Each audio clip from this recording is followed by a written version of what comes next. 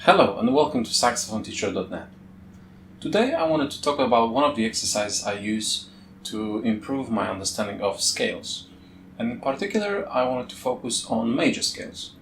So most of the time, students and enthusiasts practice major scales one at a time, and they usually just go up and down. So for instance, if I take only the G major scale, they usually end up by playing it from the low G, going to the top side key D. Maybe they go as low as the low C or low D, and they go back. So it sounds like this.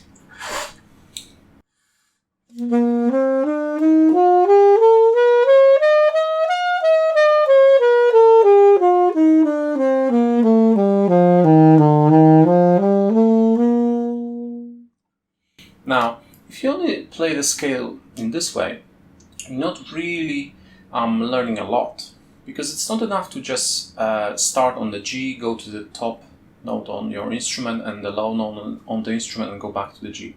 That's simply not enough, especially if you're interested in improvisation and jazz music in general. So we have to introduce some element of progression and change in the keys. So instead of practicing one key at a time, why don't we just try to practice it in a semitone motion throughout. So we're going to start on the G major up, and once I reach octave, so G to G, then I'm going to switch to A flat major, going downwards in A flat major. Then once I reach the bottom, I'm going to switch to A, then the B flat major, then the B, and so on. Let me just demonstrate a few one. 1, 2, 3, huh.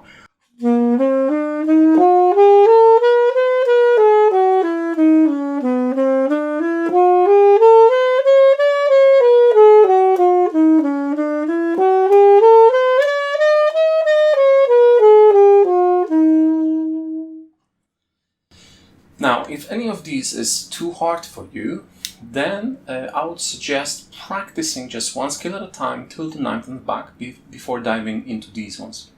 Because there's not enough time to think in real time what the notes of the current scales are. And secondary, I would advise you, if it's still problematic, to do a fixed break in between the keys. So you can start on the G major, then count 4 beats and go to the A flat. So those 4 beats of rest is going to be enough time for you to have a think what the A flat major scales notes are. I hope that's going to be helpful for you. If you have any questions, please let me know in the comments, and I'll see you next time. Thank you.